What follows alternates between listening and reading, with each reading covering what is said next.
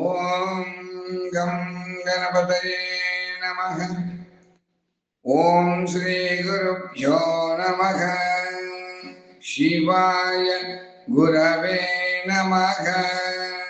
మనము ఈ 240వ రోజున వేదముతో సమానమైనటువంటి శ్రీ శివ మహాపురాణము రుద్ర సంహిత కుమారఖండములో ముందుగా శ్రీ వేదవ్యాస మహర్షి విశ్వజననీ జనకులకు మరియు వారి కుమారుడైనటువంటి విఘ్నరాజైనటువంటి ఆ గణనాథులకు నమస్కరించి ప్రార్థన చేసి ఈ శ్రీ శివ మహాపురాణం గురించి వర్ణించదను అని తెలియజేసినట్లుగా మనం తెలుసుకుంటున్నాం. ఒకనొక సమయమున నైమిషారణ్యమనందు నివసించుతున్నటువంటి ఆ సౌనకాది మహర్షులందరూ కూడా సూత మహర్షుల వారిని విశ్వజననీ జనకులైనటువంటి ఆ పార్వతీ పరమేశ్వరి యొక్క దివ్య భవ్యమైనటువంటి చరిత్రను తెలుసుకోవాలి అనేటువంటి కుతూహలంతో శివతత్వ స్వరూపం యొక్క వివరణ మరియు ఆ విశ్వజననీ జనకుల యొక్క లీలా విశేష దివ్య చరిత్ర గురించి ప్రశ్నించగా అంత సూతుల వారు బ్రహ్మనాథ సంవాద రూపమైనటువంటి ఈ శ్రీ శివ మహాపురాణం గురించి వర్ణించినటువంటి యథార్థ శివులను మనం నిత్యము కూడా ఆ శివాని అనుగ్రహము చేత తెలుసుకుంటున్నాం అని తెలియజేస్తూ వాగర్థ వాగర్థ ప్రతిపత్తయే జగత పితరం వందే పార్వతీ పరమేశ్వరం. క్రితం రోజున మనం ఆ శివగణంబులు ఏ విధంగా గణేశుడికి నచ్చజెప్పారు, అంత నిర్భయంగా గణేశుడు తిరిగి ద్వారం దగ్గరకు పాల్పడుగా అలా నించుని ఉండడం, అటువంటి యథార్థమైనటువంటి సంభాషణని అంతా కూడా వారందరూ వారికి గణనాయకుడైనటువంటి ఆ శివ భగవానికి తెలియజేశారు. శివుడు అంటున్నాడు, ఓ గణంబులారా, ఇతడు ఎవరు? ఇంత విశృంఖలంగా శత్రువుల్లే వదులుతున్నాడు. ఈ క్రొత్త ద్వారపాలకుని దూరంగా పారద్రోలని నపుంసకుల వలె నిలిచి నాకెందుకు ఈ వృత్తాంతం అంతా కూడా వినిపించుతున్నారు. ఈ విచిత్ర లీల చేసేటువంటి ఆ స్వామి శంకర భగవానుడు ఈ విధంగా పలుకగా ఆ గణంబులు మరలా ఆ గణేశుని వద్దకు వెళ్ళారు. తదనంతరం గణేశుడు శివగణములను అడ్డగించాడు. అప్పుడు శివుడు తన గణముల నుండి కూడా ఇట్లా ఆదేశించాడు, ఇతడు ఎవరయ్యా, ఎందుకు ఇట్లా చేస్తున్నాడో తెలుసుకోండి. వారి విషయాన్ని తీసుకుని తిరిగి వచ్చారు. ఇతడు గిరిజాదేవి యొక్క కుమారుడు స్వామి ద్వారపాలకుడిగా కూర్చుని ఉన్నాడు. అప్పుడు లీలాస్వరూపుడైనటువంటి ఆ శంకరుడు విచిత్ర లీల చేయదలించాడు. తన గణముల యొక్క గర్వాన్ని కూడా అనదగోరాడు. అందువలన గణములు దేవతను కూడా పిలిపించి ఆ గణేశునితోటి భయంకరమైనటువంటి యుద్ధం చేయించాడు. కానీ వారెవరూ కూడా ఆ గణేశుడిని పరాజితుని చేయలేకపోయారు. అప్పుడు స్వయంగా శూలపాణి అయినటువంటి ఆ మహేశ్వరుడు వచ్చాడు. గణేశుడు తల్లి యొక్క చరణాలకు స్మరించాడు. తన తల్లి అయినటువంటి పార్వతీదేవి యొక్క చరణములను స్మరించగానే అతనికి మహాశక్తి కలిగింది. అంత మహాశక్తి అతనికి బలాన్ని ప్రసాదించింది. దేవతలందరూ కూడా శివుని యొక్క పక్షాన్ని వహించారు. భయంకరమైనటువంటి యుద్ధం జరిగింది. స్వయంగా దేవదేవుడైనటువంటి విశ్వేశ్వరుడైనటువంటి ఆ శూలపాణి అయినటువంటి మహేశ్వరుడు తన యొక్క త్రిశూలంతో గణేశుని యొక్క తలను ఖండించాడు.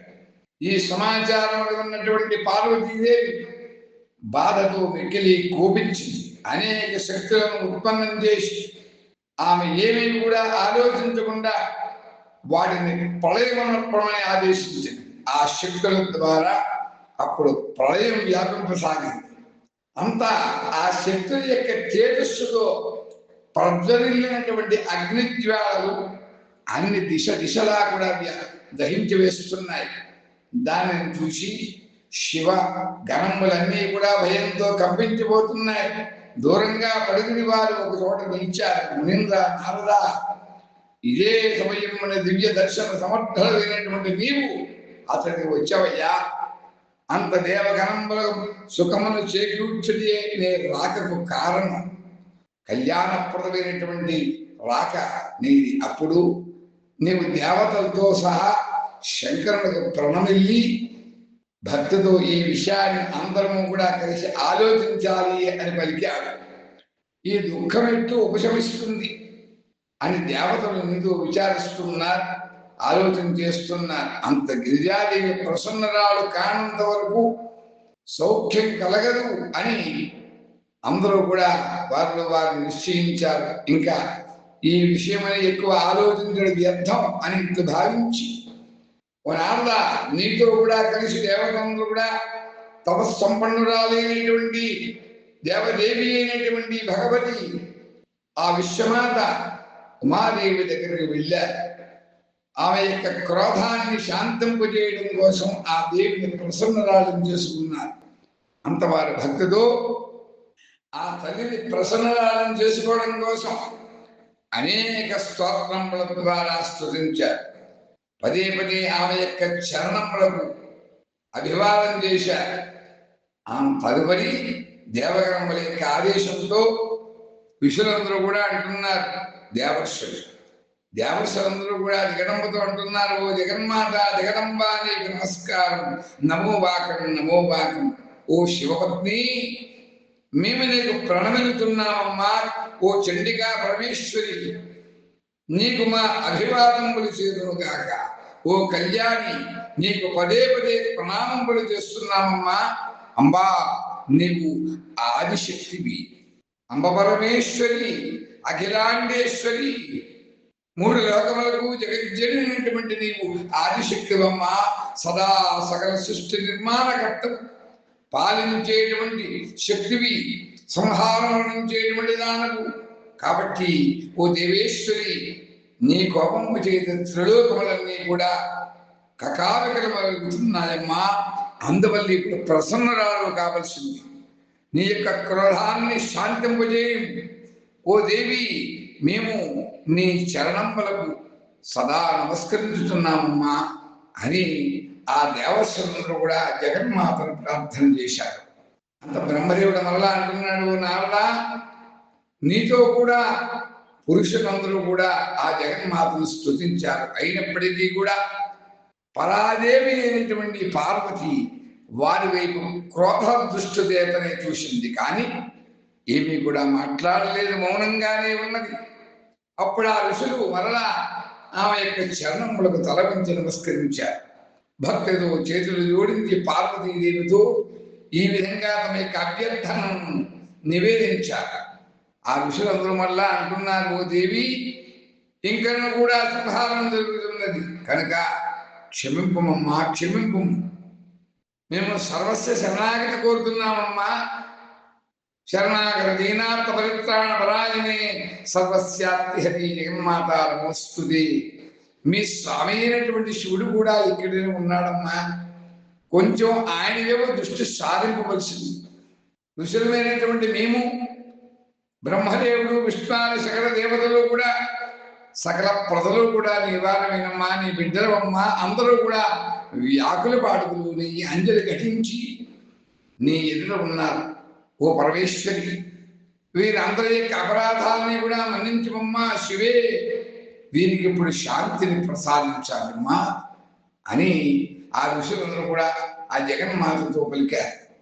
మళ్ళా బ్రహ్మదేవుడు అంటున్నాడు, మునీంద్ర, నారద, అంత సకల దేవర్షులు ఈ విధంగా పలికి అత్యంత దీనభావంతో వ్యాకులతను చెంది చేతులు జోడించి ఆ చండికాదేవి ఎదుట నిలిచారయ్యా. అంత వారి మాటలను విన్నటువంటి చండిక ప్రసన్నురాలింది. ఆమె హృదయమున వారి ఎడ కరుణ కలిగింది. అప్పుడు ఆమె ఋషులతో ఏ విధంగా చెప్పింది అనేటువంటి విషయాన్ని మనం రాబోయే రోజులు తెలుసుకుంటున్నాం అని తెలియజేస్తూ ఈ రోజున మనం స్వస్తి చెప్పుకుంటున్నాం. స్వస్తి ప్రజాభ్య పరిపాలయంతాం న్యాయేన మార్గేణ మహిషాః గోబ్రాహ్మణేభ్యః శుభమస్తు నిత్యం. లోకాః సమస్తా సుఖినో భవంతు. కైలాస గిరివాసాయ రుద్రాయ పరమాత్మనే సచ్చిదానంద రూపాయ వటవృక్ష చిందామణి శ్రీ గురు దక్షిణామూర్తయే దివ్యమంగళమంగళం దివ్యమంగళమంగళం దివ్యమంగళమంగళం. ఓం స్వస్తి ఓం స్వస్తి ఓం స్వస్తి.